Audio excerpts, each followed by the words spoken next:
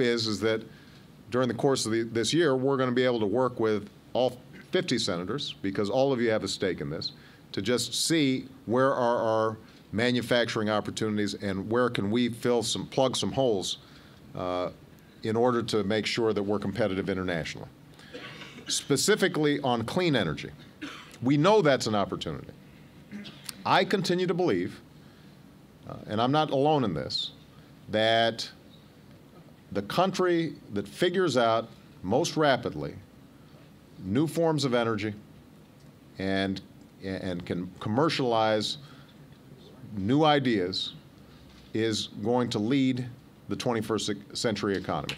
I think that is our growth model. Final question. But hold on, sorry, just one last thing I want to say about this. In order for us to maximize it, part of it is the good work that Jeff's been doing in terms of just finding the right incentives. We've got to be open-minded about a whole range of technologies. We've got to look at clean coal technology. We've got to look at nuclear technology. We're going to be making some significant announcements this year. This is an example, Blanche, of where we can't be stuck in the past in terms of how we see these things. We're not going to be able to ramp up solar and wind to suddenly replace every other energy source anytime soon. And the economy still needs to grow. So we've got to look at how to make existing technologies and options better. But, and this is just the point that I want to make because it came up in New Hampshire yesterday, we still, one of the best ways to be on the forefront in energy is to incentivize clean energy and discourage the old sources or methods that aren't going to work in the future. And so the fact that Joe Lieberman is working with Lindsey Graham, John Kerry has been all over this. The three of them are coming together to try to find a workable bipartisan structure so that we are incentivizing and rewarding the future and understanding that there's a transition so that we've got to make sure that the disruptions are minimized as we move into this new energy future. That's going to be vital. So don't give up on that. I don't want us to just say the easy way out is for us to just give a bunch of tax credits to clean energy companies. The market works best when it responds to price. And if they start seeing that, you know what, dirty energy is a little pricier, clean energy is a little cheaper, they will innovate and they will think things through in all kinds of innovative ways. So I want to congratulate specifically John Kerry, Joe Lieberman, and Lindsey Graham, who it probably doesn't help him for me to compliment him, but has been very thoughtful in terms of how they're approaching this issue. So. Final question, Evan Bayh, Indiana. Thank you for being with us, Mr. President. We've run overtime. Is it okay with that mic? Here you go. Here you go. Here, pass that over. Wait, no, we can get you a mic. Yeah. Nice sneakers, by the way. Thank you. Yeah, got to stay light on your feet around here, right?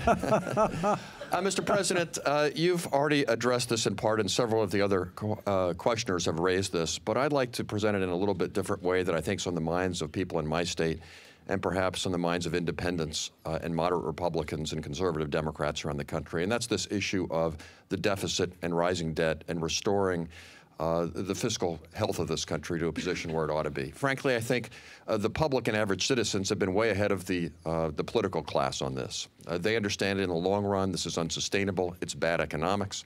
They understand that generationally, as Michael was mentioning, it's unfair to our children to ask them to pay these bills. And most of all, there's a sense of unfairness. They're having to make sacrifices in their daily lives, but too many in Washington expect to have continuing increases in the programs they care about. Ordinary citizens are making sacrifices, and yet we want our earmarks or pet projects. And they ask, why can't Washington make the same sacrifices that we're willing to make? Now, I think they realize that the other party doesn't have much credibility on this subject. They handed you a $1.3 trillion deficit. Vice President Cheney famously said that in his opinion, deficits didn't matter. He just flat out said it. That's wrong. It's bad economics, it's wrong.